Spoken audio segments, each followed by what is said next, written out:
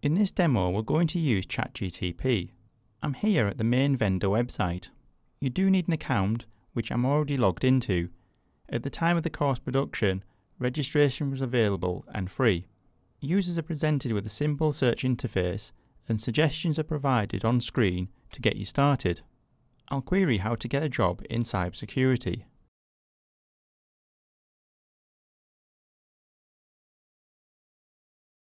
As you can see, the results are written to the screen.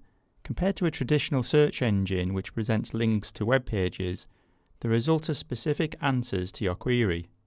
And that's it. It's very simple to use, no training or expertise is needed, which is one of the reasons for its popularity.